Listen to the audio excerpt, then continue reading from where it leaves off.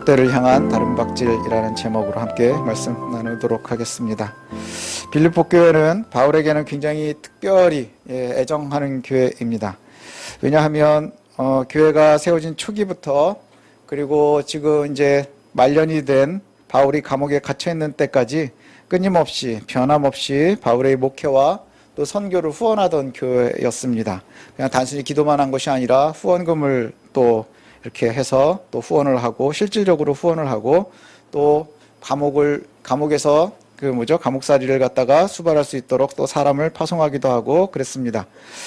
로마의 식민도시였죠. 빌립보는 로마 식민도시였는데 기독교인들의 믿음 생활을 하기에는 쉽지 않은 도시입니다. 쉽지 않음에도 불구하고 그 교회를 바라보면서 기쁨을 잃지 말라. 너희들이 기쁨이 있으니 기쁨을 잃지 않았으면 좋겠다. 라는 말로 이제 오늘 시작을 합니다. 이렇게 소중한 교회이기에 더욱 복음에 어울리는 성도의 삶을 살기를 바라면서 권면합니다.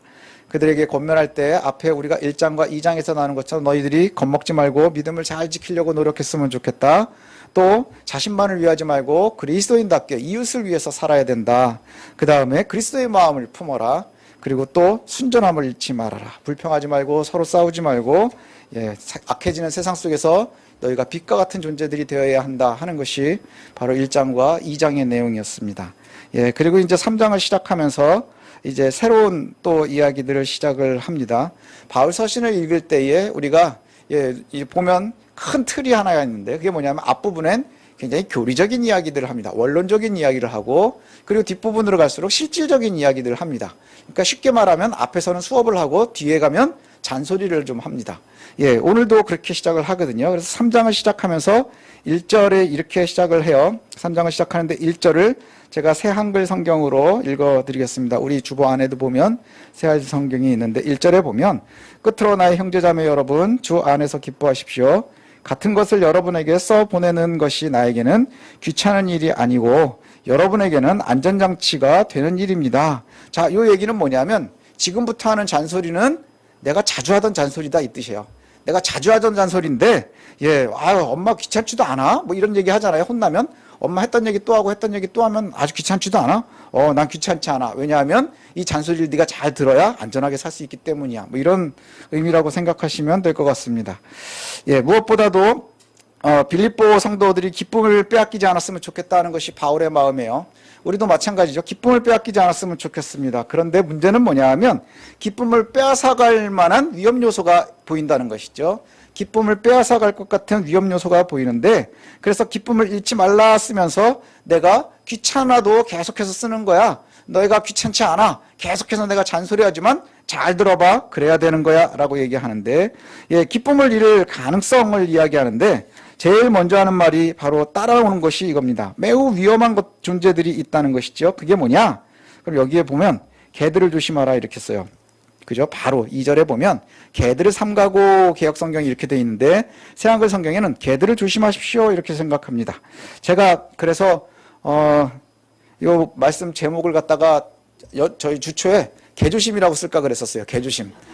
개조심이라고 쓸까 그랬었어요. 굉장히 선정적인 단어거든요. 성경에서 개라는 표현을 쓸 때는 굉장히 선정적인 단어입니다. 당시 유대 문화나 그 다음에 그 당시의 문화에서 보면요. 너무너무 부정적이에요. 대체로 보면 굉장히 부정하고 성적으로 타락한 사람들을 갖다 가리킬 때 개에다가 비유를 많이 했습니다. 특별히 신명기에 보면 남창들을 갖다가 개에다가 비유합니다. 그래서 그들의 수익은 가져오지도 말라. 그래요. 여호와께서 받지 않으실 거다. 그러니까 가져오지도 말라. 뭐 이렇게 얘기를 합니다. 그들의 수익은 수익까지도 더러운 것이니까 내가 받지 않겠다. 뭐 이 정도로까지 굉장히 타부시하는 표현이거든요. 근데 이 개들을 갖다 또 뭐라고 표현을 하냐면 개들을 조심하십시오. 그리고 못된 일꾼들을 조심하십시오. 이렇게 표현을 해요. 그 개가 우리 안에 있다는 거예요. 일꾼이라는 뜻이에요. 일꾼이라는 뜻이에요. 그래서 이 못된 개들이 일꾼이다. 일꾼이라는 말은 뭐겠어요? 우리 영역 안에 있다는 거예요. 우리 안에 죽어라 있다는 뜻이 되겠죠. 이 못된 일꾼들을 표현을 합니다. 못된 일꾼이라는 표현에서 그들이 어느 정도 역할이 지금 안에 있다라고 하는 것을 알 수가 있어요. 구원의 기쁨을 누려야 하는 신실한 성도들에게 혼란을 주고 기쁨을 빼앗는 존재들이 우리 안에 있다는 것이지요. 그런데 그들이 어떤 존재냐? 개 같은 존재들, 그 다음에 악한 일꾼들, 그 사람들이 할례자들이다. 할례주의자들이다 이렇게 얘기를 해요. 예, 할례주의자들. 그래서 개역 성경에는 몸을 상해하는 일을 삼가하라. 그 다음에 새한글 성경에는 표피나 잘라내는 것들과는 함께하지 말라. 그 다음에 쉬운 성경, 우리가 아이들 예전에 읽던 거에 보면 육체적인 할례를 받아야 한다고 주장하는 악한 자들을 조심하십시오. 그들은 마치 개들과 같은 존재들입니다. 이렇게 얘기를 하거든요. 분명한 건 뭐냐면 개 같은 못된 일꾼들인 할례자들이 빌립보 교회 성도들의 기쁨을 빼앗아갈 수 있다는 거예요. 예수 그리스도로 받은 구원의 기쁨을 이 할례자들이 빼앗아갈 수 있다는 것이죠. 우리는 복음은 너무나 선명하게 가지고 있습니다. 저와 여러분들도 마찬가지입니다. 너무나 선명하게 가지고 있어요. 선명한 복음 때문에 우리가 늘 감사와 기쁨을 누릴 수 있는 겁니다. 왜냐하면 말씀이 그렇게 얘기하고 있거든요.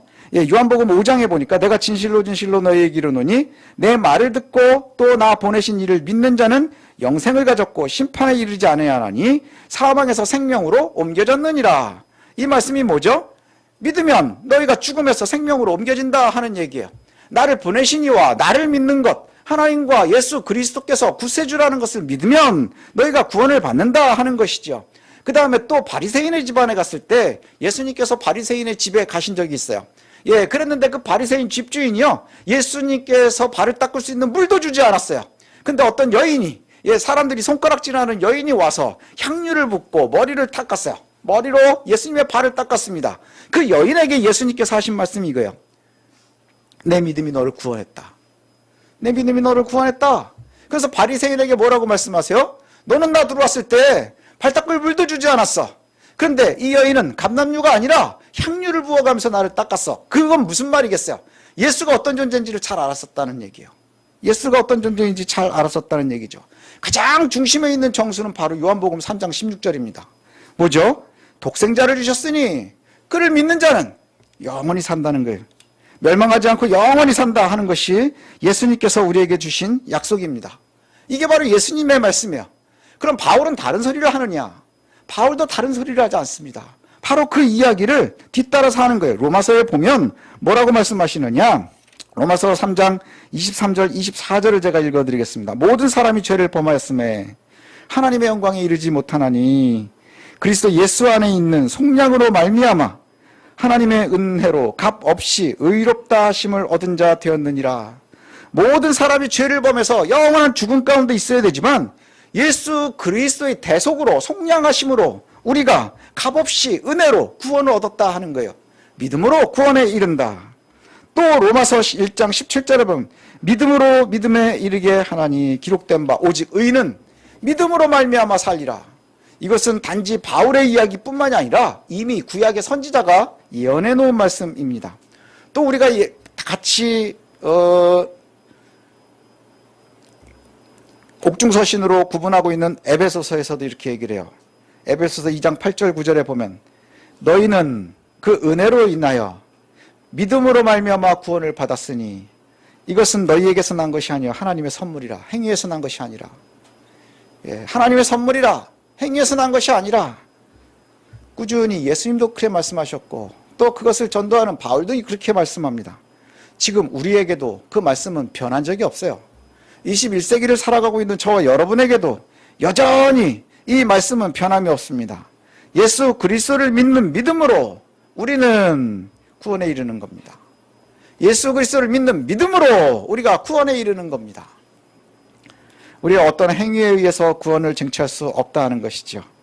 오직 하나님의 사랑하심으로 이 땅에 오신 예수 그리스도를 믿는 믿음으로만 구원에 이릅니다. 왜냐하면 이것이 철저한 선물이기 때문입니다. 그럼 믿음으로 구원받는다. 그럼 우리는 우리의 믿음을 증명해 보여야 되겠죠. 그래서 앞서 얘기한 대로 우리가 성실하게 살아야 되고 건강하게 살아야 되고 기뻐하면서 살아야 되고 이웃을 섬기며 살아야 되고 악해지는 세상 속에서 빛과 같은 존재가 되는 것은 믿음의 흔적인 거예요. 믿음의 결과물인 거예요. 그런데 교회 안에 여전히 그리스도의 복음 말고 다른 것을 요구하는 이들이 있다는 거예요. 할례를 요구하듯 다른 것을 요구하는 이들이 있다는 거예요. 만약 복음 외에 요구되는 것이 있다면, 복음 외에 요구되는 것이 있다면, 만약에 누군가 그것을 강조한다면 그들은 개와 같은 악한 자들이라는 것이죠. 개와 같은 악한 자들이라는 거예요. 당시에 개 같은 악인들이 강조했었던 것이 뭡니까? 할례였어요. 할례라는 것이요, 그냥 단순하게 과거의 구약에서 보면 아브라함 때부터 쭉 이어지는 그 예식이지요. 근데 그것이 구원의 근거는 아니라는 거예요. 내가 따라가고 있습니다 하는 것을 갖다가 예수님, 저 하나님의 백성들이 몸에 표시를 가졌었던 거예요. 그러나 이제 예수 그리스도 이후에 우리의 마음의 할례를 받는 것이죠.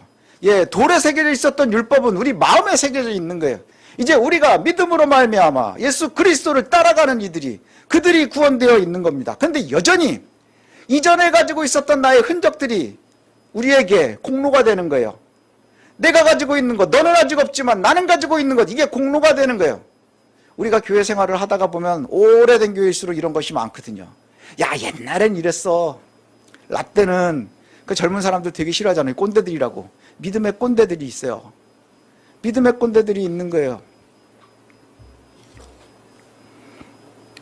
육체를 신뢰하는 자들, 이들은 하나님의 은혜보다 뭐가 중요하냐? 그럼 종교적인 흔적이 중요한 거예요. 종교적 흔적, 또 형식적인 의식, 이것을 우선하고 중요하게 여깁니다. 이들의 의견을 따르면 결국 하나님의 구원이 어디에 있느냐? 종교적인 표식에 있는 거예요. 또 의전의 예식에 있는 거예요. 혈통과 출신에 있는 겁니다. 사회적 배경이나 학벌이나 그 우월감의 구원의 근거가 된다고 믿는 거예요. 어떤 이들은 우리 교회에 오려면 어떠해야 됩니다. 이렇게 돼야 됩니다. 저렇게 돼야 됩니다. 많이 얘기한다는 것이죠. 그래서 유대주의가 생기는 것이고 할례파가 생기는 것이고 육체의 표시가 구원의 근거라고 자꾸 이야기하는 그런 일들이 생기는 것이죠. 우리의 믿음 생활에서도 마찬가지입니다. 한번 예를 들면 이겁니다. 한동안 한국 교회에 방언이 구원의 증거라고 말하던 사람들이 있었어요. 방언을 받아야 구원받는다. 그래서 막 방언 배우러도 다녔었어요. 방언을 배우러 실제로 다녔습니다.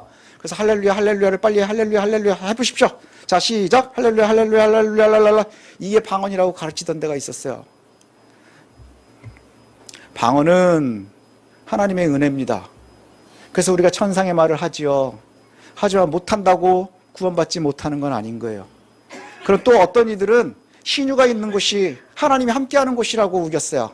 그래서 병 낫는 곳에만 가장 좋은 것이 있다고 생각하고 특별한 신유나 특별한 체험만을 구하는 사람들이 있었어요.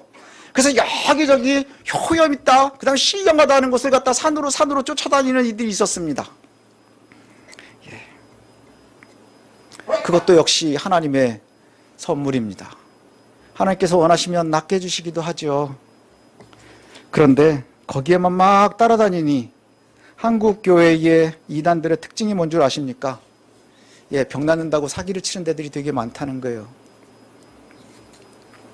한동안 방언이, 신유의 특별한 체험이 구원의 확신인 것처럼, 그게 구원을 확인하는 것처럼 호도한 적이 있어요. 아니요.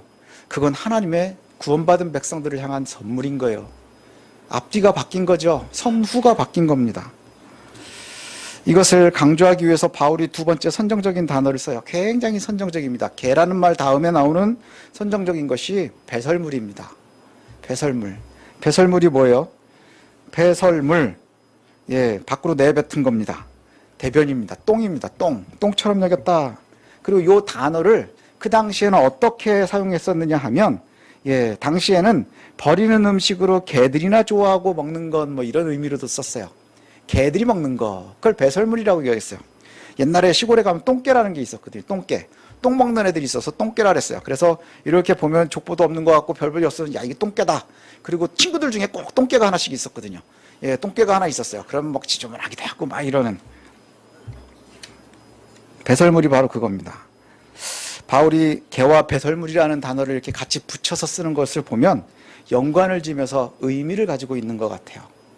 예, 너희들이 그들은 개들이다 이렇게 얘기를 하고요. 그 다음에 그들이 자랑하는 것, 이거 배설물을 갖다가 이야기합니다. 그러면서 개들이 좋아하는 것, 배설물, 그것을 갖다가 바울이 내가 가지고 있었어 이렇게 얘기를 하거든요. 그러면서 얘기하는 것이 이겁니다. 할례자들이 자랑하는 모든 걸 내가 가지고 있었어. 내가 난 지 8일 만에 할례를 받았어. 나는 이스라엘의 베냐민 지파야. 히브리인 중에 히브리인이야. 이 말은 뭘까요? 히브리인 중에 히브리인이야. 우리 족보에는 다른 피가 하나도 없어.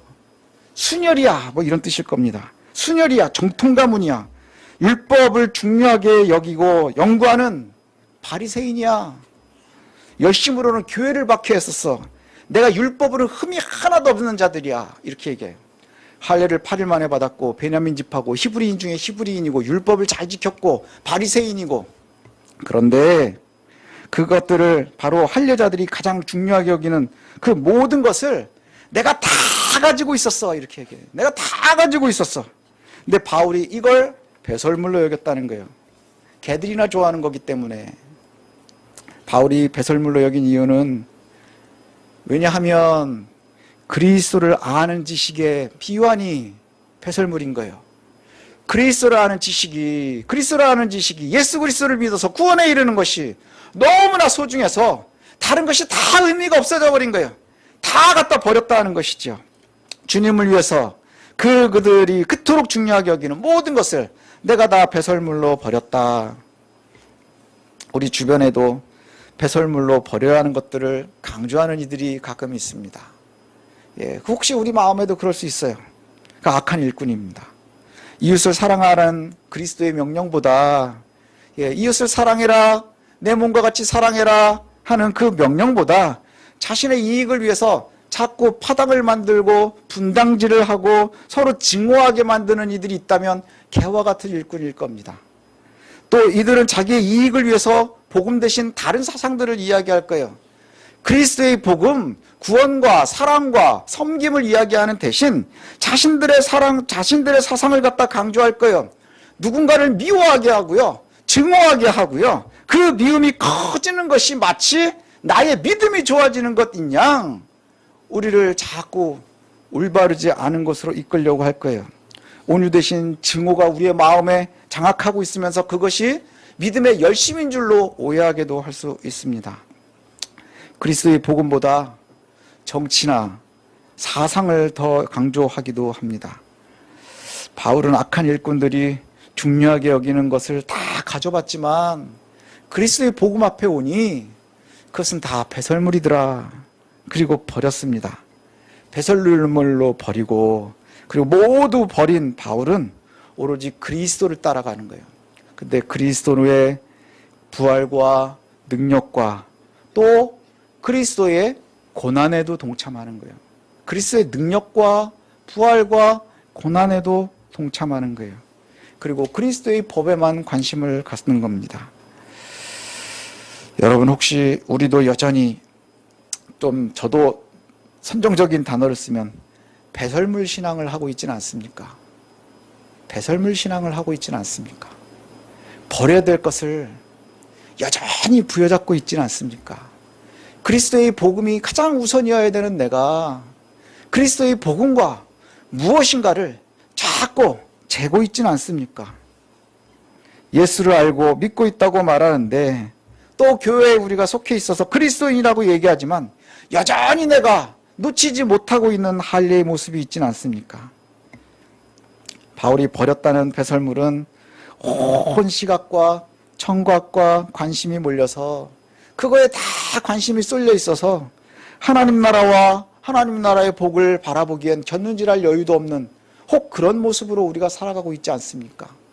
배설물과 같은 것들에 너무 집중하고 거기에 너무 예민해서 혹 하나님의 은혜에는 곁눈질도 할 수 없을 만큼 분주한 우리들의 모습이 있지는 않습니까? 바울의 평생 표대를 삼은 것이 바로 그리스도의 뒤를 따라 달리는 거예요. 달리는 이들의 특징이 뭔 줄 아십니까? 뒤를 보지 못한다는 거예요. 달릴 때는 뒤를 보지 못합니다. 여기 뒤를 보면서 달릴 수 있는 사람 오십시오. 제가 10,000원 드리겠습니다. 하지만 치료비는 10,000원보다 훨씬 더 나갈 줄로 믿습니다. 왜냐? 불가능하다는 거예요. 예수 그리스도의 표대를 보고 나는 달려가는 경주자하는 자와 같습니다 라고 고백할 때에는 우리는 표대를 봐야 하는 거예요. 표대 외에 다른 것을 보면 우린 달려갈 수가 없기 때문인 거예요. 배설물은 뒤로 다 버리는 겁니다. 그 버린 것을 더 이상 관심을 두지 말아야 되는 거예요. 바라보려고 하지 말아야 되는 거예요. 우리는 오로지 예수 그리스도의 복음과 그리고 구원과 고난과 부활을 바라봐야 하는 거예요. 하나님의 나라를 바라봐야 되는 거예요. 그 뒤에 배설물로 버린 것들을 자꾸 미련두지 마십시오. 미련을 두는 순간에 우리는 넘어지는 거예요. 왜요? 앞을 보고 뛰어야 되는데 뒤를 보고 뛰니 넘어질 수밖에 없는 것이죠. 우리가 끊임없이 달려가야 되는 것은 그리스도의 푯대를 향하는 모습입니다. 이게 우리들의 모습이 되기를 원합니다. 오늘 한번 생각해 보십시오. 내가 아직 버리지 못하는 배설물의 흔적은 뭐가 있는지. 바울이 버렸었던 것들 한번 생각해 보십시오. 내가 나서 8일 만에 할례를 받았어. 내가 히브리인들 중에 히브리인이야. 나는 바리새인이고 나는 베냐민 지파고 내가 율법으로는 얼마나 완전한지 몰라. 핍박하기까지. 그것이 다 배설물이 될 수밖에 없는 건 다메섹 도상에서 만난 예수 그리스도 때문인 거예요. 예수 그리스도 때문인 거예요. 우리도 여기 앉아있는 이유가 뭡니까? 예수 그리스도 때문인 거예요. 그런데 여전히 무엇인가를 붙잡고 자꾸 뒤로 관심이 가는 거예요. 주변으로 관심이 가는 거예요. 달리기를 할 때 말들에게, 경주마들에게 눈을 딱 가리게 하는 이유가 뭡니까? 목적지만 보게 하기 위함인 거예요. 왜냐? 주변을 보면 사고가 나니까. 옆을 보면서 뛰면 사고가 나니까. 우리가 13절, 14절로 말씀을 마쳤으면 좋겠습니다. 13절, 14절. 예, 우리가 함께 한 목소리 같이 읽겠습니다. 시작. 형제들아, 나는 아직 내가 잡은 줄로 여기지 아니하고 오직 한 일, 즉 뒤에 있는 것은 잊어버리고 앞에 있는 것을 잡으려고 푯대를 향하여 그리스도 예수 안에서 하나님이 위에서 부르신 부르심의 상을 위하여 달려가노라. 바울의 고백이 이겁니다. 내가 달려가는 거예요. 푯대가 뭡니까? 하나님의 나라입니다.